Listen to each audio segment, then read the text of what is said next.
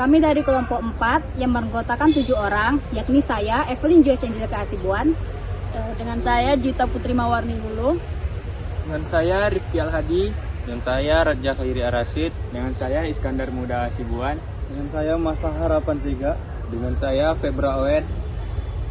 Di sini kami akan menjelaskan video dengan tema penebangan liar dan pembalakan untuk memenuhi mata kuliah perlindungan hutan.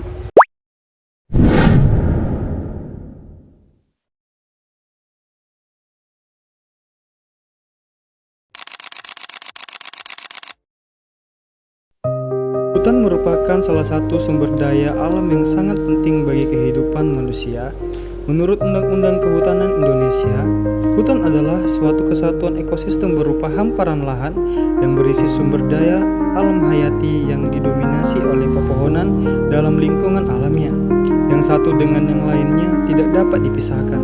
Indonesia dikenal sebagai salah satu negara yang memiliki kawasan hutan tropis terlalu luas di Indonesia. Hutan Indonesia memiliki fungsi yang sangat penting, baik sebagai penyedia oksigen, penyerap karbon dioksida, pengatur tata air, habitat berbagai jenis flora dan fauna, maupun sebagai sumber mata pencarian masyarakat. Namun, keberadaan hutan saat ini menghadapi berbagai ancaman. Salah satu ancaman terbesar adalah penebangan liar dan pembalakan yang tidak terkendali.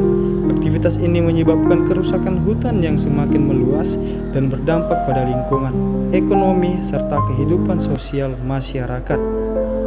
Penebangan liar atau illegal logging adalah kegiatan menebang, mengangkut, mengelola, atau memperdagangkan kayu yang dilakukan tanpa izin resmi dan melanggar peraturan yang berlaku. Sementara itu, pembalakan merupakan kegiatan pemanenan atau penebangan pohon untuk dimanfaatkan kayunya. Pembalakan dapat dilakukan secara legal maupun ilegal. Namun, ketika kegiatan tersebut tidak mengikuti aturan pengolahan hutan yang berkelanjutan, maka akan menimbulkan berbagai masalah lingkungan. Penebangan liar seringkali dilakukan di kawasan hutan lindung, taman nasional, maupun hutan produksi tanpa memperhatikan aspek konservasi. Akibatnya, luas kawasan hutan terus berkurang dari waktu ke waktu. Ada beberapa faktor yang menyebabkan terjadinya penebangan liar dan pembalakan berlebihan di Indonesia. Pertama, tingginya permintaan kayu baik dari dalam maupun dari luar negeri. Kayu merupakan bahan baku penting untuk industri mebel, konstruksi, kertas, dan berbagai kebutuhan lainnya. Tingginya permintaan ini mendorong eksploitasi hutan secara berlebihan. Kedua, faktor ekonomis masyarakat sebagai masyarakat yang tinggal di sekitar kawasan hutan memiliki keterbatasan lapangan pekerjaan. Kondisi ini menyebabkan sebagian orang memilih melakukan penebangan liar untuk memperoleh penghasilan. Ketiga, lemahnya pengawasan dan penegakan hukum. Luasnya kawasan hutan Indonesia seringkali menyulitkan proses pengawasan.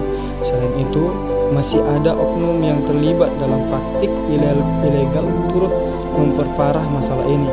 Keempat, pembukaan lahan untuk perkebunan, pertanian, dan pembangunan infrastruktur.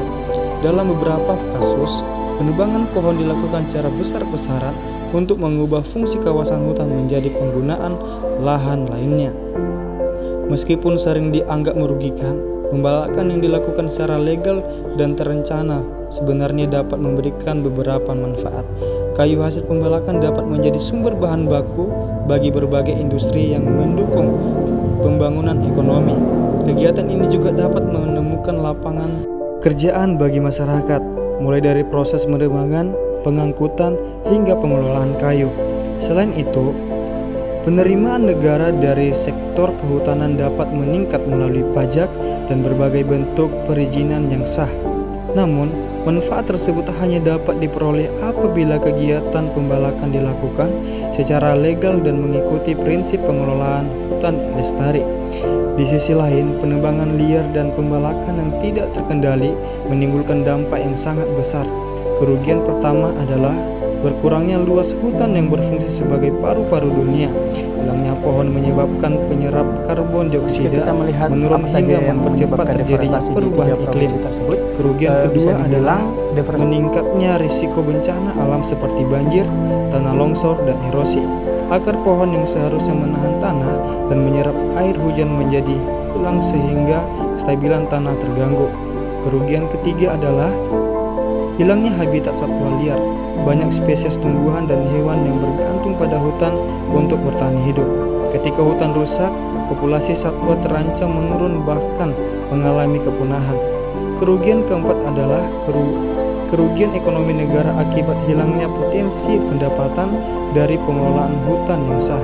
Selain itu, biaya yang harus dikeluarkan untuk menangani bencana akibat kerusakan hutan juga sangat besar. Dampak lainnya adalah menurunnya kualitas lingkungan hidup masyarakat, termasuk berkurangnya ketersediaan air bersih dan meningkatnya suhu lingkungan. Oleh karena itu, pengelolaan hutan yang berkelanjutan, penegakan hukum yang tegas, serta partisipasi aktif masyarakat menjadi kunci utama dalam menjaga kelestarian hutan Indonesia. Dengan hutan yang lestari, kita dapat mewariskan lingkungan yang sehat, seimbang, dan produktif bagi masa depan bangsa Indonesia.